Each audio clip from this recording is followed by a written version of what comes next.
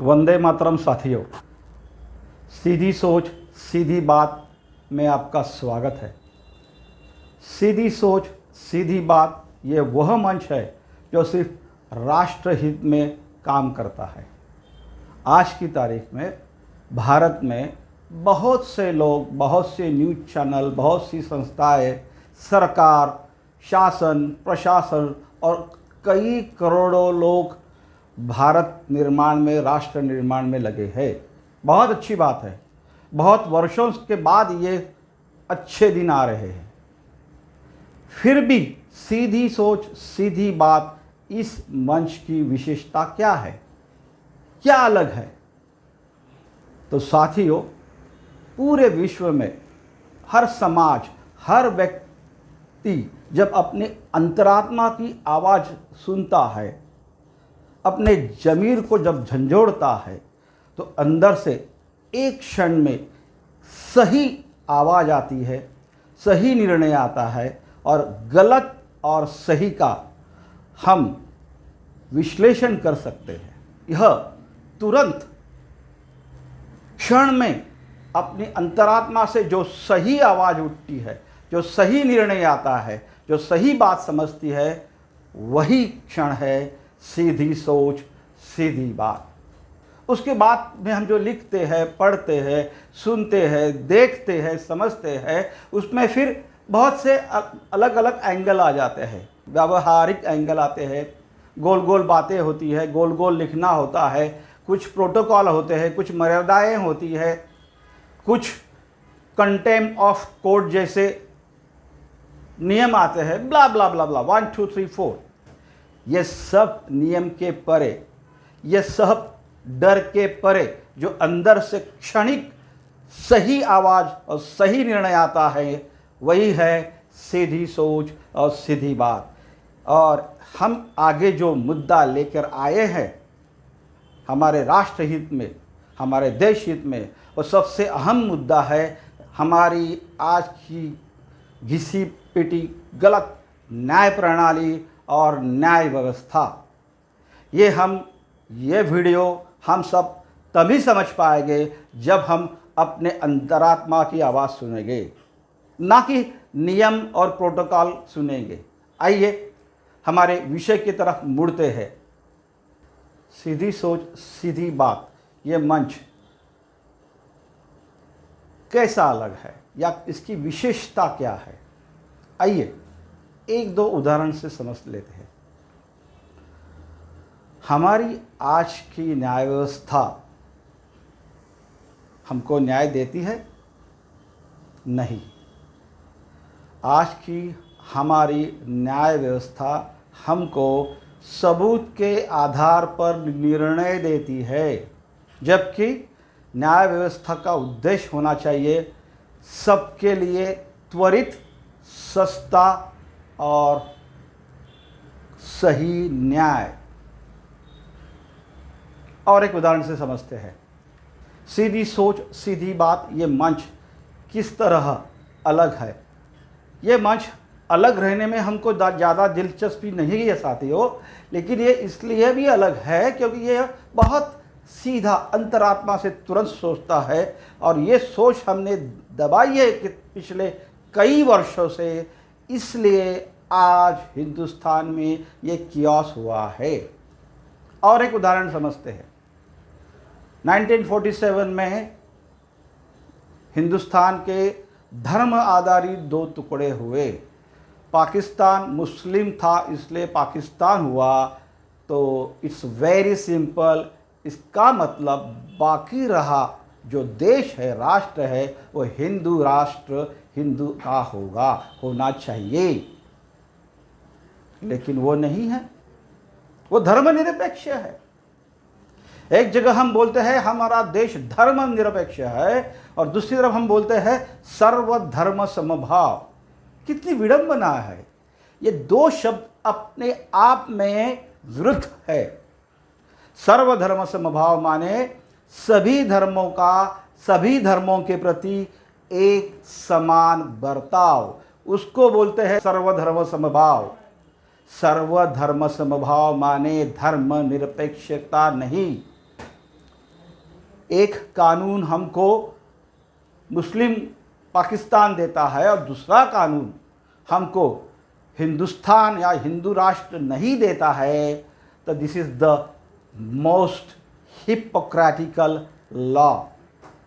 बस ये दो ही उदाहरण काफ़ी है कि सीधी सोच सीधी बात हर क्षेत्र में कैसा काम कर सकता है, सिर्फ न्याय व्यवस्था में नहीं, शिक्षा व्यवस्था, समाज व्यवस्था, अर्थव्यवस्था, हर क्षेत्र में अगर हम सीधी सोच सीधी बात का अंतर्भाव करेंगे तो मानो साथियों चुटके से प्रॉब्लम सॉल्व हो गए, चुटके से। ये हंसी आ सकती है, आपको हंसी आ सकती है, पागलपन भी लग सकता है, लेकिन हम जब घर पर कोई भी अड़चन आती है तो हम क्या करते हैं? गोल गोल बातें नहीं करते या प्रोटोकॉल और नियम नहीं देखते हैं, हम अपनी आत्मा की आवाज़ सुनते हैं, चाहे अपने बच्चे से हो, चाहे अपने माँ से हो, चाहे दोस्त से हो, चाहे पड़ोसी से हो। It is that. और हमारा देश ये एक बड़ा घर है, ऐसा सोचो, फिर आपको समझेगा what is mean by straight thought and straight talk. साथियों, संजय स्वदेशी का नमस्कार। हमेशा की तरह गंभीर विषय, यह वीडियो थोड़ा बड़ा होगा क्योंकि ये न्याय व्यवस्था पर वीडियो मैं पहली बार लेकर आ रहा हूँ। विषय गंभीर इसलिए भी है साथियों कि हमारी न्याय व्यवस्था आज की तारीख में बहुत पेचीदा, समय लेने वाली और महंगी है। ये तो हम सब जानते ही है। आज की हमारी न्याय व्यवस्था इतनी कठिन है कि आम आदमी को तो छोड़ो, अच्छे से अच्छे होशियार आदमी भी हमारी न्याय व्यवस्था, न्याय प्रणाली समझ नहीं पा रहे हैं। और उस पर हमारी न्याय व्यवस्था, न्याय प्रणाली मोटा मोटी 90% अंग्रेज़ी भाषा में चलती है। लेकिन आज का विषय मेरा ये नहीं है। मेरा विषय यह है कि पिछले 2-4 दिनों से या 8-10 दिनों से सर्वोच्च न्यायालय, सरकार और आम वकीलों के साथ कुछ ना कुछ हो रहा है। क्या हो रहा है? बहुत से लोग ये बोलेंगे नहीं, ये हमारा विषय नहीं है, वो सर्वोच्च न्यायालय काम कर रही है, सरकारें काम कर रही है, वकील काम कर रहे हैं, आम जनता काम कर रही है, हम ये सब क्यों सुने? मैं आपको विनती करता हूँ, हम अगर आज ये नहीं सुनेंगे तो आने वाले वर्षों में सुनकर देखकर भी हम मानसिक और शारीरिक तरीके से गुलाम होने की संभावना है। आश्चर्य लगा ना? आप बोलेंगे क्या पागल है, कैसी बातें करता है। साथियों, इसलिए मैं बोल रहा हूँ, ये वीडियो अंत तक सुनिए।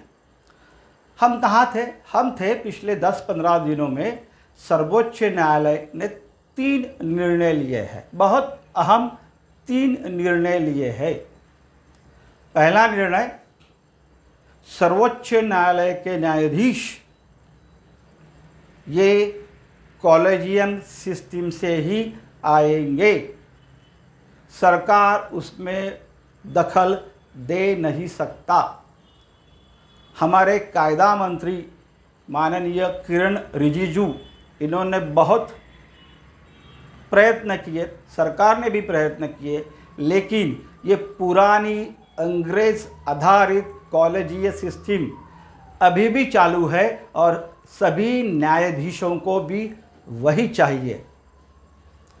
क्या है कॉलेजियम सिस्टम? कॉलेजियम सिस्टम माने कुछ चंद न्यायाधीश चुनेंगे कि अगले सर्वोच्च न्यायाधीश कौन होंगे, उच्च न्यायालय के न्यायाधीश कौन होंगे। आप हम तो छोड़िए, सरकार भी उसमें दखल नहीं देगी। देखिए, बाद में हम ये लिंक जोड़ेंगे। दूसरा निर्णय, हमारे सर्वोच्च न्यायालय और उच्च न्यायालय में एक सक्षम वकील है जिनका नाम है अश्विनी उपाध्याय। अश्विनी उपाध्याय का वैशिष्ट्य ये भी है कि उनको PIL मैन करके कहा जाता है, यानी पब्लिक इंटरेस्ट लिटिगेशन मैन। इसका आम भाषा में अर्थ है कि अश्विनी जी आप और हमारी ओर से सर्वोच्च न्यायालय में पब्लिक इंटरेस्ट लिटिगेशन फाइल करते हैं। मोटा मोटी आज की तारीख में अश्विनी जी ने न्यायालय में 70 से ऊपर PIL फाइल किए हैं। यानी हमारी आपकी जो समस्या होती है, अलग अलग समस्या है, जो भी हो, जो पब्लिक इंटरेस्ट में आती है उसको अश्विनी जी न्यायालय में डालते हैं और फिर सुनवाई भी होती है। ठीक है, अच्छी बात है। लेकिन दूसरा निर्णय सर्वोच्च न्यायालय ने ये दिया है अश्विनी जी को कि PIL क्या थी पता है? PIL थी कि भारत में बहुत बार आक्रमण हुए। आक्रमण होने के बाद मुस्लिम और अंग्रेजियत शासन ने हमारे पुराने नाम तहस नहस किए और नए नाम लगाए, जैसे तुगलकाबाद, मुरादाबाद, औरंगाबाद, जो भी गांव के नाम हो, सड़क के नाम हो, बिल्डिंग के नाम हो, जो भी ब्ला ब्ला ब्ला ब्ला। मैं चाहे तो साथ में अश्विनी जी का वीडियो भी 6 मिनट का आपको भेजता हूँ। अश्विनी जी ने बहुत ठीक तरह से कहा कि नहीं, हमारे आक्रमण जो हुए और हम जो गुलाम हुए उसके ये नामो निशान रद्द होने चाहिए और अच्छे नए नाम आने चाहिए। बहुत सही बात, बहुत सीधी सोच है ना। इसको ही मैं बोलता हूँ सीधी सोच सीधी बात। आप हम सब बोलेंगे ठीक ही है, आप हम क्या, पूरे विश्व में 99% लोग बोलेंगे ये सही है, लेकिन हमारे सर्वोच्च न्यायालय बोलते ये सही नहीं है। हम गुलाम हुए ये सही है, हम पर आक्रमण हुआ ये सही है, हमको आक्रमण वालों ने रोंदा, मारा, बलात्कार किए, हमारी हत्या की, ये भी सही है। लेकिन उनके नाम अगर आप आज बदलने जाओगे, उनके नाम आज आप बदलने जाओगे तो भाईचारा खत्म होगा। सर्वोच्च न्यायाधीश माननीय KM जोसेफ जी ने कहा कि अश्विनी जी, आप ये पुराना इतिहास कुरेद कर मत निकालो, समाज में इससे टेढ़ बढ़ेगी। आप ये क्यों काम कर रहे हो? जबकि जोसेफ जी ने यह भी आगे कहा, आप कोई भी अखबार देखिए, मेरे सामने अखबार है, मैं पुणे से हूँ, मराठी सकाल है, महाराष्ट्र टाइम्स है, पूरे भारत में अलग अलग अखबारों में ये विषय आया है, ये निर्णय आया है। और तारीख है, आज की तारीख है 3 मार्च, 2 मार्च, 3 मार्च, 1 मार्च, जो भी 1, 2, 3 मार्च 2023 के अखबार आप निकाल कर देखिए। माननीय जोसेफ जी कह रहे हैं कि इसकी कोई आवश्यकता नहीं है, इससे समाजों में टेढ़ बढ़ेगी। मैं जोसेफ जी हूँ, मैं क्रिश्चियन हूँ, लेकिन मैं हिंदू का आदर करता हूँ। बहुत अच्छी बात जोसेफ जी, हैट्स ऑफ। लेकिन इतिहास तो आप बदल नहीं सकते ना। अगर जो इतिहास हमारे सामने हमको रौंद कर नाम बदल कर किसी ने हमारे आत्मसम्मान को ठेस पहुंचाई है, तो उसको बदलना ये मेरा संवैधानिक अधिकार भी है। एज अ लेमैन, सीधी सोच सीधी बात करके एज अ आम नागरिक करके मेरा अधिकार है, मेरा कर्तव्य है, मेरी चाह है। ये न्यायाधीश, सर्वोच्च न्यायाधीश, मैं उनका रिस्पेक्ट करता हूँ, लेकिन ये वीडियो ही हमारे न्याय प्रणाली, न्याय व्यवस्था का जो अंतर्गत दोष है वो दिखाने के लिए मैं कर रहा हूँ।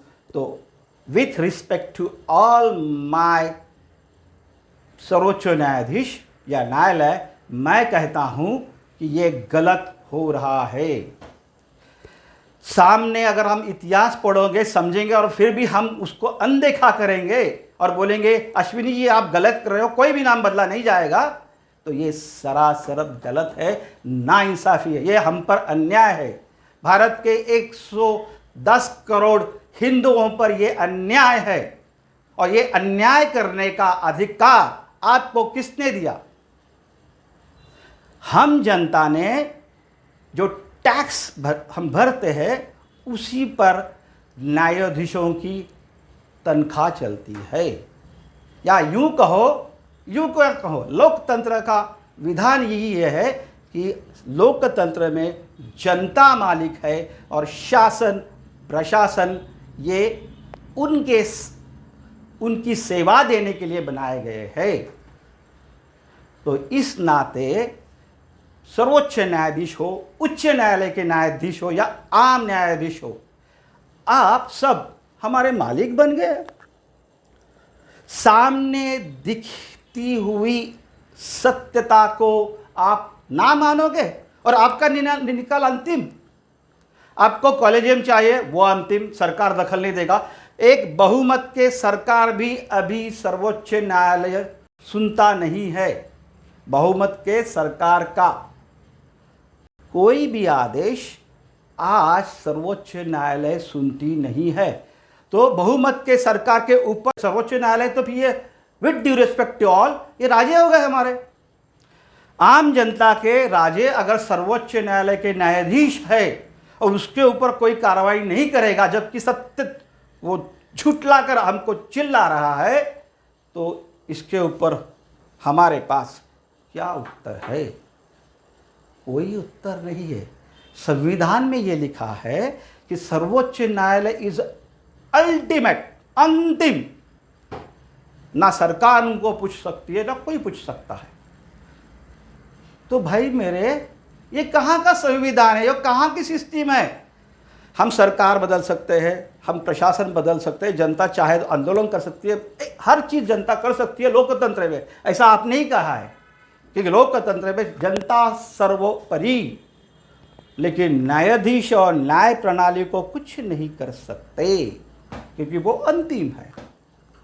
तीसरा निर्णय ये भी दिया गया पिछले 3-4 दिनों में, 10-15 दिनों में, जो भी होगा, पुराने मुस्लिम नाम और अंग्रेजी नाम हम बदल नहीं सकते, जबकि वो मेरा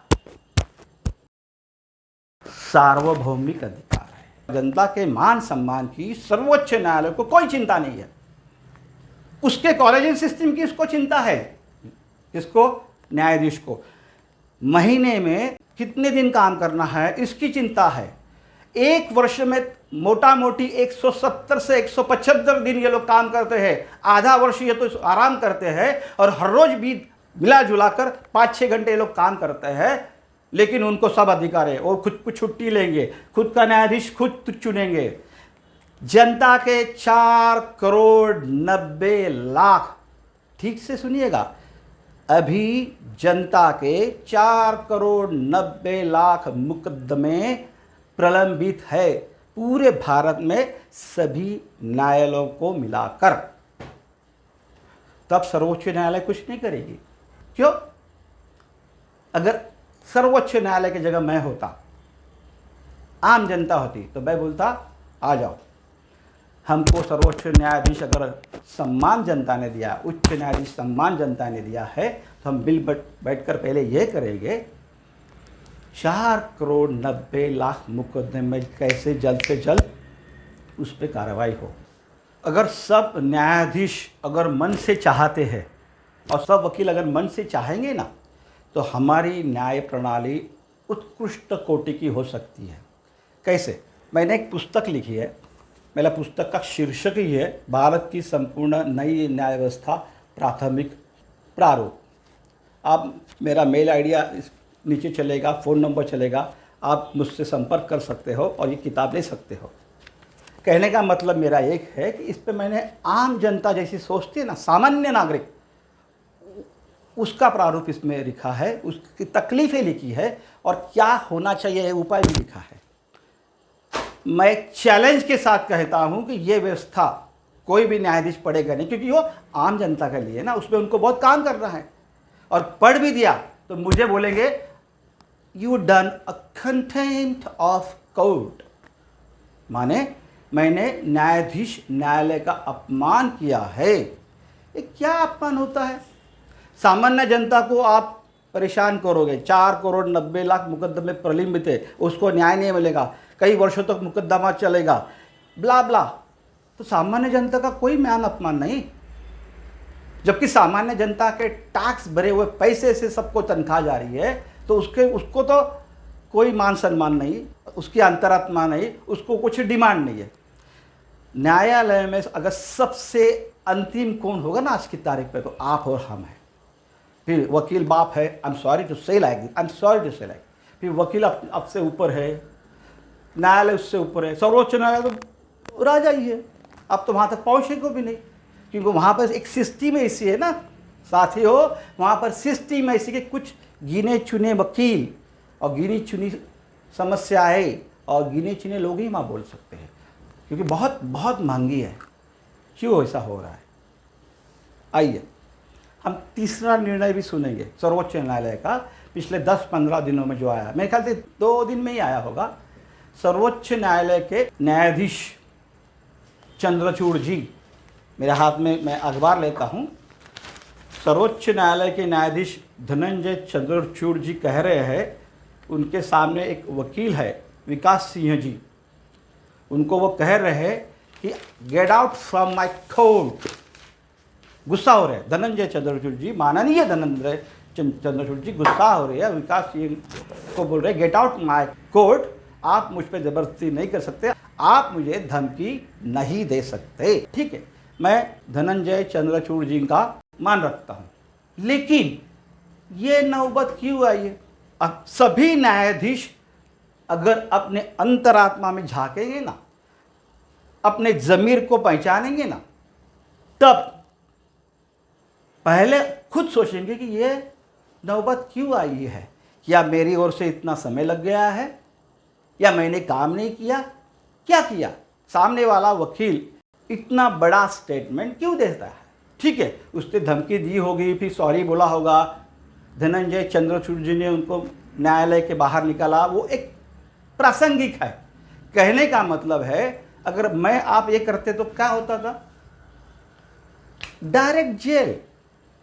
आप मैं ऐसा किसी भी न्यायाधीश को एक तो बोल ही नहीं सकते, बात भी नहीं कर सकते, और गलती से अगर बोल भी दिया तो आपको जेल हो जाएगी। क्यों? क्यों? सर्वोच्च न्यायाधीश राजा है। मैंने इस पर एक कविता भी लिखी है, मैं पढ़कर इसलिए भी सुनाना चाहता हूँ। यहाँ पर ध्यान रखिए, मैं सब न्याय प्रणाली और न्यायाधीशों से एक विनम्र आह्वान करूँगा, विनंती करूँगा, मैं किसी को पर्सनली नाम से गलत बोलना नहीं चाहता हूँ, मैं पूरी व्यवस्था के प्रति क्रोधित हूँ। मैं माने सामान्य जनता, मैं तो इसमें एक प्रतिनिधि हूँ। सामान्य जनता जो पीड़ित हो रही है न्याय व्यवस्था की ओर से, वो पीड़ित आम जनता की ये कविता है। सभी न्याय व्यवस्था के प्रतिनिधि बहुत गंभीरता से सुने। अगर इसमें से लेना चाहते हैं तो अच्छी चीज़ें लीजिए, मुझको जेल में जाके कुछ नहीं होगा। मेरे कविता का शीर्षक ही है सुप्रीम कोर्ट, सर्वोच्च न्यायालय। सुप्रीम कोर्ट को कोई कुछ कह नहीं सकता, सुप्रीम कोर्ट को कोई कुछ कह नहीं सकता, क्योंकि वह संविधान का अपमान होगा। लेकिन जन जन की पुकार कोर्ट ना सुने, यह जनता का अपमान नहीं होगा। ख्याल रहे, बहुमत की सरकार के ऊपर भी सुप्रीम कोर्ट का निर्णय अंतिम है। जनता जनार्दन भला क्या करेगी, क्योंकि सुप्रीम कोर्ट ही सरकार है। छोटी छोटी बातों पर भी संज्ञान लेने का सुप्रीम कोर्ट को हक है, वक्त भी है। लेकिन जनसंख्या नियंत्रण कानून जैसे निर्णय लेने के लिए सुप्रीम कोर्ट के पास समय नहीं है।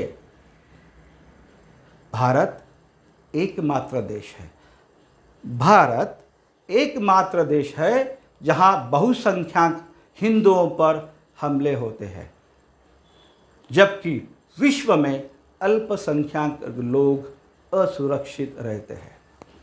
हिंदू त्योहारों पर संज्ञान लेना कोर्ट की आदत ही है, लेकिन दूसरे धर्मों के रीति रिवाजों पर कोर्ट बिल्कुल चुप है।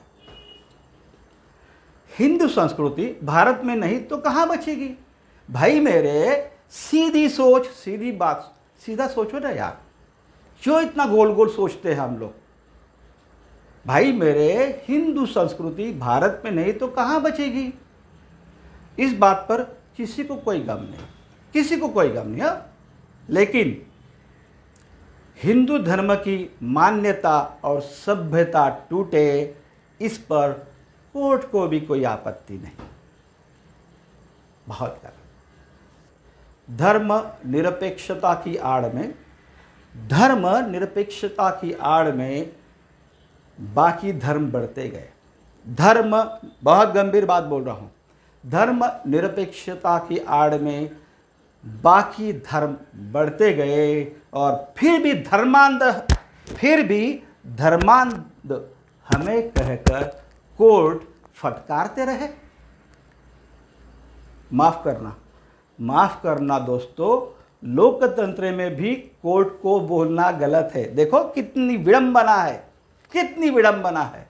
माफ करना, लोकतंत्र में कोर्ट को बोलना भी गलत है। सुप्रीम कोर्ट जो चाहे करे, सिर्फ यही लोकतंत्र है। कैसा करेंगे? देखिए, 3 निर्णय हमने बोल दिए। एक, पुराने आक्रमणकारी लोगों ने दिए हुए कुछ भी नाम हम बदल नहीं सकते, क्योंकि समाज में तेढ़ निर्माण हो गया। और तेढ़ निर्माण कौन करेगा? हिंदू तो नहीं करेगा ना, हिंदू तो नहीं करेगा, अल्पसंख्यक लोग ही करेंगे।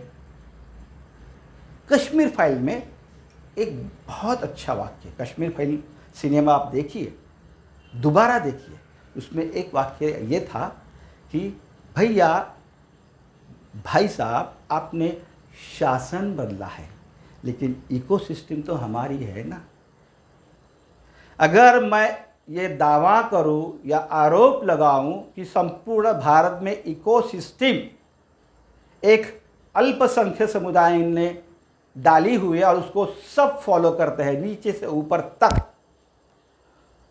तो न्यायाधीश सुन के ही मुझे बोलेगा, yes, get out my court and go to the jail, because I can do it, because I am a king. Sorry to say, मैंने अपमान नहीं कर रहा हूँ जज साहब, मैं आपका अभी भी अपमान नहीं कर रहा हूँ। मैं अपनी पीड़ा आपको बता रहा हूँ, हमारा दर्द आपको बता रहा हूँ।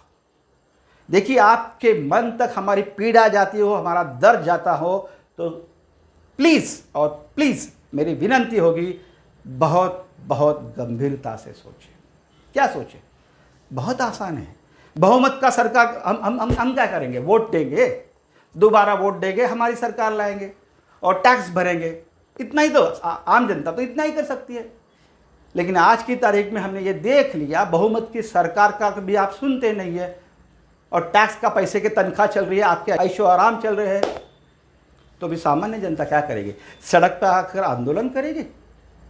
नहीं ना, नहीं होना चाहिए, यह नहीं होना चाहिए। Because I have a solution, I am a technical man, I am a engineer and I am the man who always think on solutions. मैं सिर्फ प्रॉब्लम बताता नहीं हूँ, उसका उपाय भी देता हूँ और सक्षम उपाय देता हूँ। सब न्यायालयों के जज अगर बैठते हैं, सोचते हैं कि हमने बाकी तो बहुत निर्णय दे लिया, बहुत टाइम पास किया, sorry to say like this again, मेरे हर शब्द का वह उचित आप अर्थ मत निकालिए, लेकिन आज हमारी कमिटमेंट, आज संपूर्ण न्याय प्रणाली की जिम्मेदारी आम जनता के प्रति है। तो मैं आपको दावे के साथ बोलता हूँ, दावे के साथ लिख कर दे सकता हूँ, करके दे सकता हूँ कि 2 घंटे में हमारी न्याय व्यवस्था बदल सकती है। 2 घंटे में। आप बोलेंगे क्या पागल आदमी है? एक तो सब लोग मुझे क्या बोलेंगे, ना आप वकील हो, ना आप न्यायाधीश हो, ना आपने कुछ पढ़ा है, समझा है, आपको अधिकार ही नहीं ऐसा बोलने का। आपको अधिकार ही नहीं है कोई न्याय व्यवस्था को सजेशन देने का, सुझाव देने का। यहाँ पर मैं बोल रहा हूँ सभी विकसित देशों में एक व्यवस्था ये भी है कि आम जनता ने अगर कुछ अच्छे सुझाव दिए हैं, कुछ अच्छे प्रैक्टिकल सुझाव दिए हैं, वो प्रैक्टिकल सुझाव अगर अमल में लाने से जनता जनार्दन का भला होगा तो उसको मान्य किया जाता है और वह उपाय अमल में भी लाए जाते हैं। ये होती है विकसित देशों की व्यवस्था। ये जो मैं बोल रहा हूँ ना, in each and every field experts are there। अब अगर हर क्षेत्र में एक्सपर्ट्स होने के बावजूद भी कियास होता है तो इसका मतलब ही है कि एक्सपर्ट या कंसल्टेंट कहीं ना कहीं गलत है। व्यवस्था तो गलत है ही ना, इसलिए तो एक्सपर्ट लाए गए हैं, इसके लिए तो कंसल्टेंट है। और फिर भी कियास है या बढ़ रहा है या कम भी नहीं हो रहा है, तब आम जनता की राय लीजिए, अच्छे सुझाव लीजिए, उसको एकत्रित करके अगर अमल में लाते हो तो भारत कब का विश्व गुरु हो सकता है, होना भी चाहिए। पिछले 20-25 वर्षों से मैं इसी फील्ड में हूँ, न्याय व्यवस्था का नहीं, लेकिन इस तरीके से कि भारत में जितनी अड़चनें समस्या है, भारत में वैसे अनगिनत अड़चनें हैं, अनगिनत समस्याएं हैं, लेकिन कुछ विषय लेकर मैं उस पर चिंतन करता हूँ, काम करता हूँ, सॉल्यूशन देता हूँ और वो सॉल्यूशन एग्जीक्यूट करने की, अमल में लाने की जिम्मेदारी भी लेता हूँ। मैं सिर्फ आइडिया दे के भागता नहीं हूँ या सुझाव दे के डरता नहीं हूँ। I am the man who can execute the ideas in the interest of nation till the last. मैंने अभी तक रोड और सड़क व्यवस्थाओं पर 7-8 वर्ष चिंतन करके संपूर्ण व्यवस्था नई बनाई है, जिसका नाम है new road and transport planning of entire India, जिसको सऊदी अरेबिया में जिसका प्रसारण भी हुआ। दूसरा मैंने काम किया है कि भारत की शिक्षा व्यवस्था भी बहुत पेचीदा, पुरानी, घिसी पिटी थी। इसलिए बोल रहा हूँ कि 2020 के बाद मोदी सरकार और ये राष्ट्रवादी सरकार ने बहुत उस पर अच्छा काम किया है। बहुत कुछ हमारी शिक्षा व्यवस्था बदल रही है, बहुत अच्छे तरीके से बदल रही है, जो मैंने इसका प्रारूप आज से 2-3 वर्ष पहले लिखा था। और तीसरा मैंने काम किया है वो है सबसे जो आप सुन रहे हैं, वो भारत की न्याय व्यवस्था, भारत की नई न्याय व्यवस्था। हमने 3-4 निर्णय सुने सर्वोच्च न्यायालय के। वैसे मेरी किताब में अगर देखा तो अगर वैसे मेरी किताब में बहुत संक्षेप में मैंने 60-70 पानों में भारत की न्याय व्यवस्था के सामने जो अड़चनें हैं, समस्याएं हैं, उसको उजागर किया है, वो लिखा है। उस पर टेक्निकल सॉल्यूशंस भी दिए हैं, कमर्शियल भी दिए हैं और भरकस कोशिश की है जो एक आम नागरिक कर सकता है। उसमें बहुत टेक्निकलिटी में मैं नहीं गया हूँ, बिकॉज आई एम नॉट वकील, मैं न्यायाधीश नहीं हूँ, मैं वकील नहीं हूँ ना। लेकिन how can we do it, उसका ढांचा मेरे पास है और इस ढांचे पर अगर काम करते हैं ना तो 2 घंटे में सॉल्यूशन प्राइमा फेसी मिलेंगे और उसका एग्जीक्यूशन करने में 8-10 वर्ष लगेगा। ऐसा ही होना चाहिए। मैं उतना प्रैक्टिकल हूँ, लेकिन वो 8-10 वर्षों में वो सॉल्यूशन पे काम होगा तो आज के बाद 7-8 वर्षों में, मैक्सिमम 8-10 वर्षों में हमारी न्याय व्यवस्था संपूर्ण विश्व में नंबर 1 पे होगी। अपने अपनी मातृभाषा, अपने अपनी राजभाषा में होगी, सस्ती होगी और वो फिर वहाँ पर आप देखिएगा, मैं चैलेंज देता हूँ, तब हर सर्वोच्च न्यायाधीश, हर न्यायाधीश को सच में भारत की जनता सैल्यूट करेगी। अभी तो सच में बोलूँ, अभी भारत की जनता जो न्याय व्यवस्था के सामने झुकती है ना, वो अंग्रेजों ने डालेली आदत है गुलामी की। उसमें मान्यता नहीं है, उसमें न्यायाधीशों के प्रति आदर नहीं है, उसमें डर ज़्यादा है। मैं चैलेंज के साथ कहता हूँ, क्योंकि मेरे 2 केसेस 5 केसेस पिछले 7 वर्षों से चल रहे हैं। I got fed up. सच है, मैं बोलने के लिए तैयार हूँ, लेकिन मैं बोल नहीं सकता। सिस्टम इतनी गंदी है हमारी न्याय व्यवस्था की, सामने दिख रहा है। एक बार तो मैंने न्यायाधीशों से बात भी की, तो वो क्या बोले, आई वॉज क्राइंग। 5-6 वर्षों से मेरे कुछ 138 के केसेस चालू है, सब में मैं फिर्यादी हूँ, किसी में भी आरोपी नहीं हूँ, और बहुत सिंपल सीधी है। तो एक बार मैंने फिर वो न्यायाधीशों को बोला, मेरे वकील चिढ़ गए, अरे you don't have right to talk with न्यायाधीश। मैं बोला क्यों नहीं है, मेरी केस है, इट्स वेस्टेज ऑफ टाइम।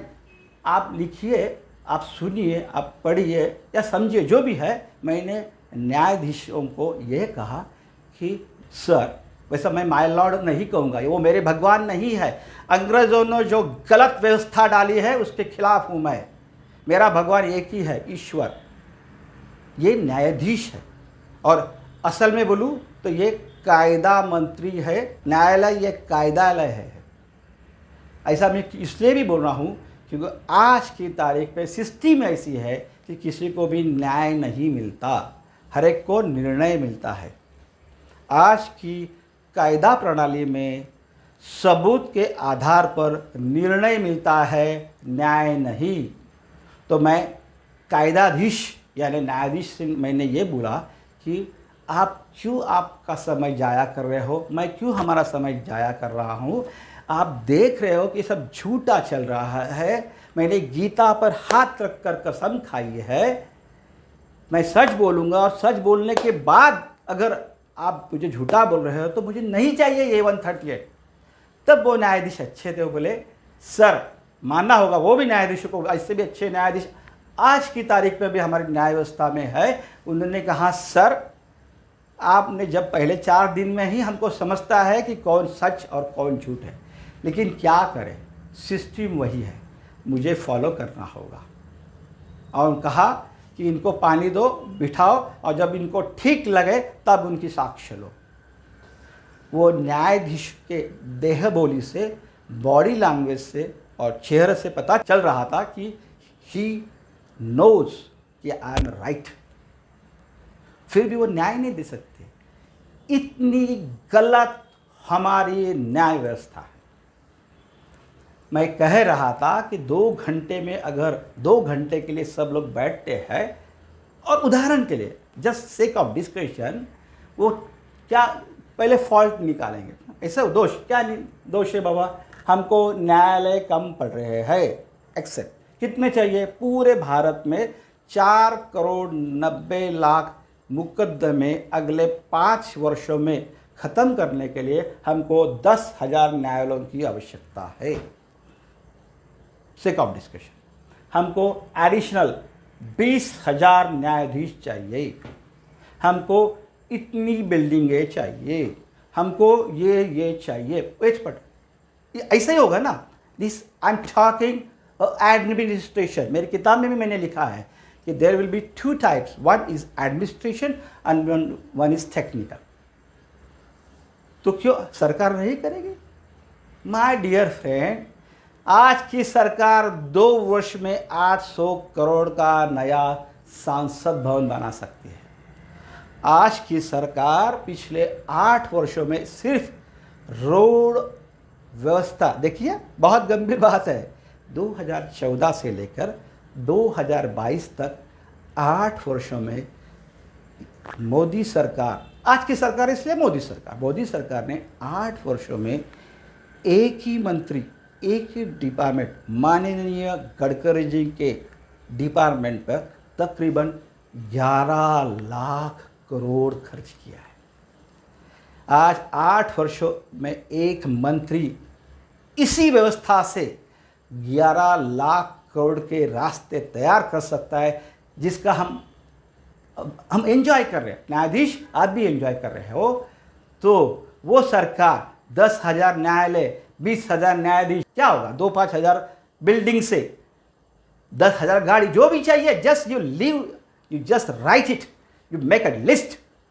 अगर सर्वोच्च न्यायाधीश सब मिलके बैठते हैं आम जनता के सामने, तो मुझे संपूर्ण आत्मविश्वास है कि मोदी सरकार न्यायाधीश जो भी मांगते हैं, सही मांगते हैं, वह कंप्लीट इंफ्रास्ट्रक्चर 2 से 3 वर्षों में खड़ा कर सकती है। बिल्कुल हो सकता है। तो न्यायाधीश और वकीलों को चाहिए इंफ्रास्ट्रक्चर, वो आज की सरकार दे सकती है, सक्षम है, ताकत है, पैसा भी है। लिख लो, 3 वर्षों में इंफ्रास्ट्रक्चर तैयार हो गया। अभी क्या चाहिए? अभी सिस्टम बदलनी है। इंफ्रास्ट्रक्चर तो मिल गया, सिस्टम बदल दिए। बैठिए ना वापस सब लोग, आपको जनता के प्रति आपको काम करना है, बैठिए ना। क्या क्या सिस्टम फॉल्ट है, ब्ला ब्ला ब्ला ब्ला, ये है ये है ये है। हाँ, संविधान में है। मैं हमेशा बोलता हूँ, ये संविधान नहीं हमारी गीता हो गई क्या? मैं आज की तारीख में भी न्यायालय के अंदर गीता पर हाथ रखकर शपथ लेता हूँ। संविधान हमारे लिए है, हम संविधान के लिए नहीं है। जो संविधान हमको सुरक्षित नहीं कर सकता, जो संविधान हमको सुख नहीं दे सकता, जो संविधान के जरिए हमको न्याय नहीं मिल सकता, तो बदलो वो संविधान। वो संविधान है, गीता थोड़ी है, हम बदल नहीं सकते। बदलो संविधान। और वो भी कौन बदल सकता है? बहुमत की सरकार वो है, और सर्वोच्च न्यायालय के न्यायाधीश जो अभी ये करना चाहते हैं, बिल्कुल कर सकते हैं। और जनता तो हैट्स ऑफ करेगी। मानिए जज साहब, जो भी जज साहब हो गए, जनता सभी न्यायाधीशों को अपने आँख नहीं सर के ऊपर बिठाएगी। और वो जो आदर होगा ना, वो सचमुच का आदर होगा। वो डर के मारे झुकने वाला आदर नहीं होगा। तो आज के न्यायाधीश न्याय प्रणाली में अगर चाह है तो वो 2 घंटे में प्रशासकीय ढांचा लिख सकते हैं, इंफ्रास्ट्रक्चर क्या चाहिए लिख सकते हैं, और दे देना। तब बोल देना, सरकार को बोल दे न्यायाधीश, हमको 1000 दिनों में ये चाहिए, हमको 500 दिनों में ये चाहिए। कहाँ को वक्त बर्बाद कर रहे हो? दही अंडी की ऊंची कितनी होनी चाहिए, होली में पानी कितना जाना चाहिए, होली में ये रंग ने कहाँ का, why are you wasting your time? अरे भाई मेरे साथियों, हिंदू धर्म हिंदुस्तान में नहीं बचेगा, नहीं पलेगा तो कहाँ जाएगा? और संविधान में लिखा है हम धर्मनिरपेक्ष हैं। संविधान, माय डियर, माय फुट संविधान and my foot, I am sorry to say like this. पूरे विश्व में एक ही हिंदू धर्म है जिसमें मोटा मोटी 110-120 करोड़ हिंदू है। उनका एक ही देश है, एक ही राष्ट्र है, वो हिंदुस्तान, भारत। ये कोई धर्मनिरपेक्ष नहीं, होना भी नहीं चाहिए। जबकि आज की तारीख में 60 मुस्लिम घोषित स्वरूप में देश है। 100 से ऊपर ज़्यादा घोषित स्वरूप में ईसाई देश है। वहाँ के सर्वोच्च न्यायालय ये नहीं बोलते, वहाँ के न्यायाधीश ये नहीं बोलते, क्योंकि वो सीधी सोच सीधी बात करते हैं ना। वो क्या बोलते हैं, माननीय जज साहब बहुत गंभीरता से सुनिए, वो क्या बोलते हैं, इट्स रिडिकुलस। क्या बोलते पता है वो, Indian democratical judicial system is very ridiculous. बहुत हास्यास्पद है, बहुत पेचीदी है, बहुत महंगी है, और बहुत गोल गोल बोलने वाली है। आप सुनिए, मैं आपको दिखाऊंगा, क्योंकि वो अपने देश का अभिमान रखते हैं। मेरा देश ईसाई है तो ईसाई है, मेरा देश मुस्लिम है तो मुस्लिम है। वहाँ का न्यायाधीश ये रिस्पेक्ट करता है, ये मानता है, और उस संविधान में भी वही लिखा है। जबकि भारत और पाकिस्तान अगर धर्म आधारित देश अलग हो गए तो बचा वो हिंदुस्तान हिंदू राष्ट्र का है। इसमें संविधान क्या है और न्यायाधीश क्या है और न्याय प्रणाली क्या है? It's just straight thought and straight talk. दुर्भाग्य हमारा ये है, आज की तारीख में आप हम सब न्यायाधीश स्ट्रेट टॉक और स्ट्रेट थॉट, सीधी सोच सीधी बात करना ही भूल गए हैं। हम डरते हैं, सब लोग गोल गोल बोलते हैं, गोल गोल बोलते हैं, और उसमें टाइम पास करते हैं। और जो हमको चाहिए वो हम लेंगे, कॉलेजियम हम लेंगे, न्याय व्यवस्था का, आई am sorry to say like this. और एक बहुत बड़ा निर्णय पिछले 1-2 दिन में आया है। निर्णय ये है कि माननीय सर्वोच्च न्यायालय ने ये कहा है कि चुनाव आयुक्त अभी सरकार नहीं करेगी। चुनाव आयुक्त के लिए भी एक समिति होगी। वो समिति में एक प्राइम मिनिस्टर होंगे, जो भी पक्ष के होंगे, एक विरोधी पक्ष नेता होगा और एक सर्वोच्च न्यायालय के न्यायाधीश होंगे। क्यों भाई? सर्वोच्च न्यायालय के न्यायाधीश है ना आप जनता के सर्वेंट हो। बहुत गंभीरता से बोलो, आप जनता के सर्वेंट हो न्यायाधीश महाराज, आप जनता के राजा नहीं हो। हम पंतप्रधान बदल सकते हैं, हम राष्ट्रपति बदल सकते हैं, हम पक्ष बदल सकते हैं, हम सरकारें बदल सकते हैं, लेकिन हम न्यायाधीश नहीं बदल सकते, हम न्याय प्रणाली नहीं बदल सकते। और अभी तो आप हर जगह सर्वोच्च न्यायाधीश हर जगह खुद को चाह रहे हैं। मुझे पता है कि कुछ वाक्य बहुत जोश में बोले गए हैं। मैं अभी भी दोहराता हूँ, मैं किसी भी व्यक्ति, न्यायालय, न्यायाधीश और वकीलों का अपमान नहीं करना चाहता हूँ, लेकिन यस, मैं इस न्याय प्रणाली, न्याय व्यवस्था के प्रति बिल्कुल संतुष्ट नहीं हूँ। हमको ये अंग्रेजी आधारित घिसी पिटी, पुरानी, प्रलंबित, महंगी, आम जनता को दबोचने वाली और भारत को भारतीय राष्ट्र ये संप्रभुता नहीं देने वाली न्याय प्रणाली बदलनी ही है। सभी विकसित देशों में न्याय प्रणाली स्वयं के, उनके देश के राष्ट्र की संप्रभुता को सुरक्षित रखती है, उसका आदर करती है, उसका सम्मान करती है। और हमारे यहाँ हमारे न्याय व्यवस्था क्या करती है? बहुसंख्यक हिंदुओं पर अत्याचार, सब चुप। बहुसंख्यक हिंदुओं के त्योहारों पर सिर्फ कानून चलेगा, सब चुप। बहुसंख्यक हिंदुओं को सर्वोच्च न्यायालय में त्वरित न्याय नहीं मिलेगा क्योंकि समय ही नहीं किसी के पास, बड़ी बात। लेकिन अल्पसंख्यक के हिसाब के ऊपर 2 दिन में सब लोग सुप्रीम कोर्ट पहुंचेगी। ये कहाँ का तरीका है? दंगाइयों को त्वरित जो न्यायालय दंड नहीं कर सकता, वो न्यायालय को अधिकार नहीं है सरकार को बोलने का कि दंगों के फोटो आप नहीं लगा सकते। मेरा आरोप है कि हमारी न्याय व्यवस्था 110 करोड़ हिंदुओं के प्रति जवाबदेही नहीं है। और अगर मैं इसके एक नहीं अनेक कारण दूं, और यही मैं बोलता हूं, यहाँ ज़मीर होना चाहिए, आत्मसम्मान। जिसको ज़मीर, आत्मसम्मान है, कोई भी आदमी हो, न्यायाधीश हो, आप हो, हम हो, तो त्वरित बोलेगा यस ये गलती हो रही है, मैं सीधा नहीं सोच रहा हूँ, मैं गलत सोच रहा हूँ। आइदर मेरे पे प्रेशर है, या किसी ने मुझे खरीदा है, या मैं डर रहा हूँ, या मैं सिस्टम का मारा हूँ। जो भी हो, इस पे सब वो आ सकते हैं। आप, मैं, न्यायाधीश, वकील, पुलिस, सब आ सकते हैं। तो हमारा आपका सबका मिलकर काम क्या होना चाहिए? जो सिस्टम हमको सबको न्याय नहीं दे रही है, उसको बदलना चाहिए।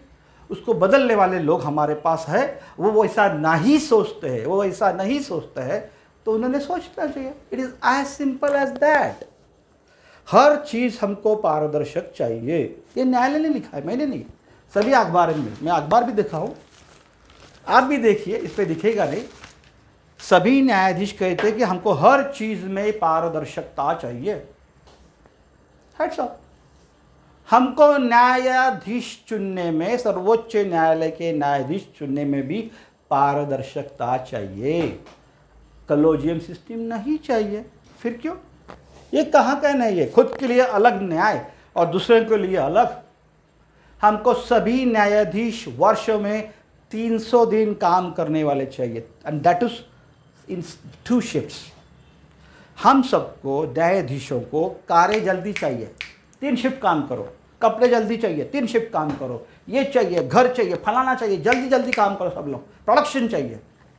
हमको भी हमारे मुकदमे ज़्यादा से ज़्यादा 2 वर्षों में ख़त्म करने चाहिए, हमको भी ये चाहिए, हम सामान्य जनता है।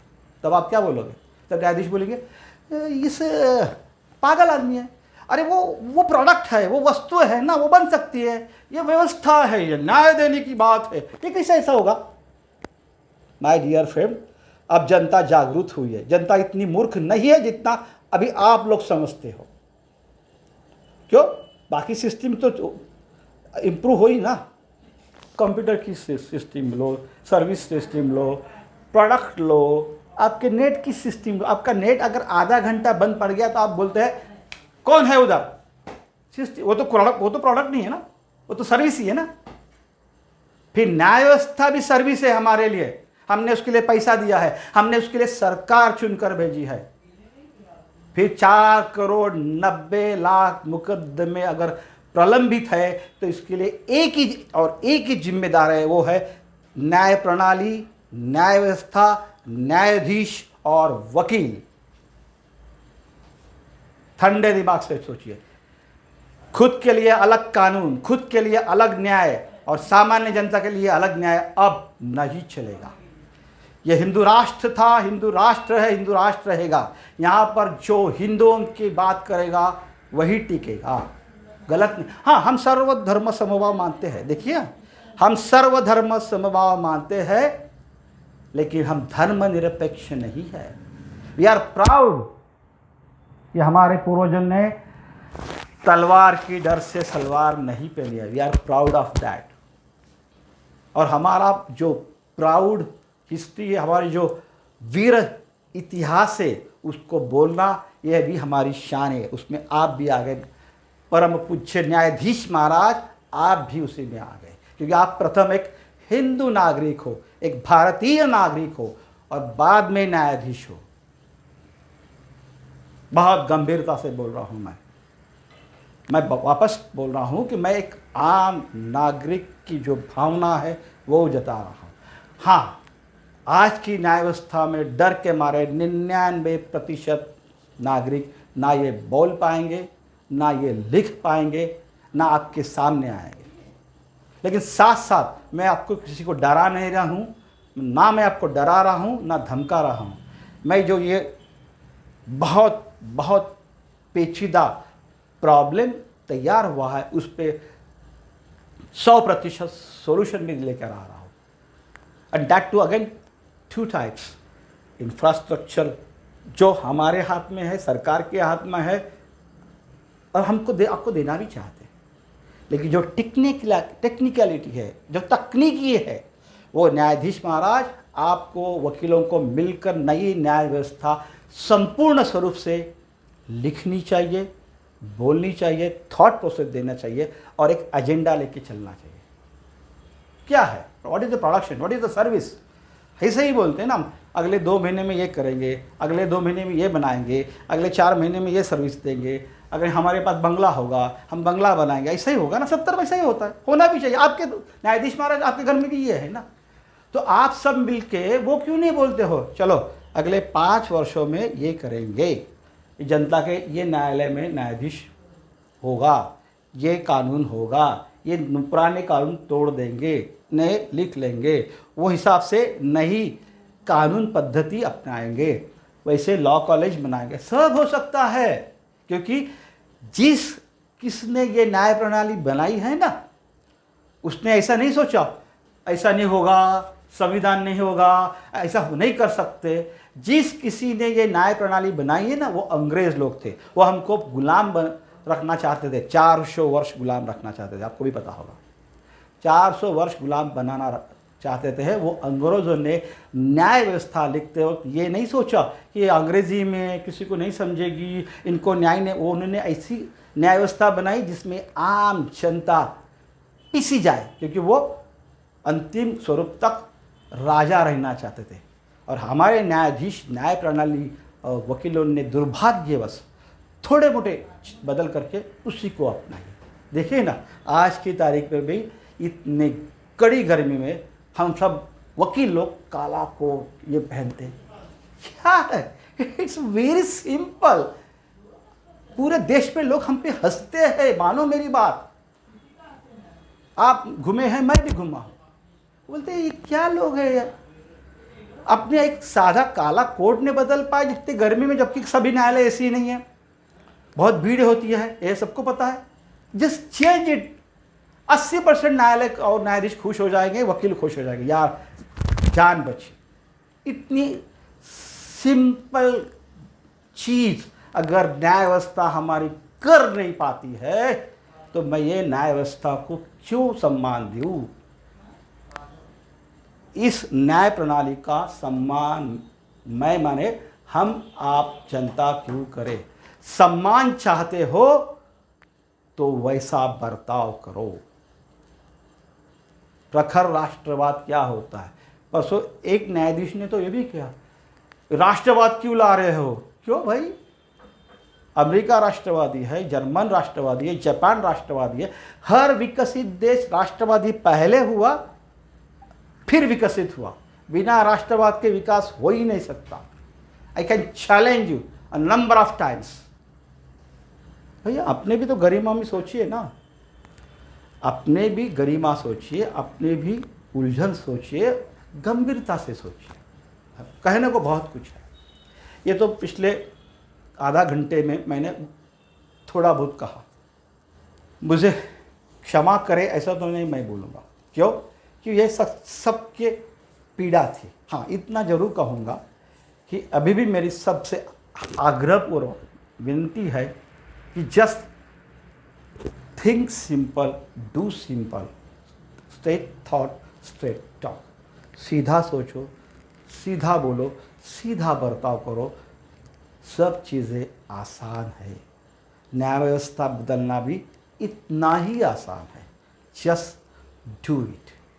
आपका सबका बहुत बहुत धन्यवाद। आपने मेरा ये वीडियो अंतिम क्षण तक सुना।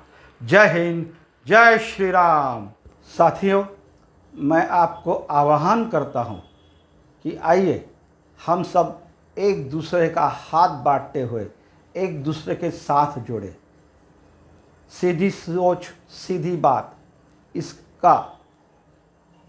इसकी जो टैगलाइन है, इसकी जो वेबसाइट है, उस पे आप जा सकते हैं, हमसे संबंध प्रस्थापित कर सकते हैं, हमको कांटेक्ट कर सकते हैं। नीचे मेरा नंबर स्क्रॉल हो रहा है, उस पर आप व्हाट्सएप फ़ोन कर सकते हैं या जैसा आपको ठीक समझे।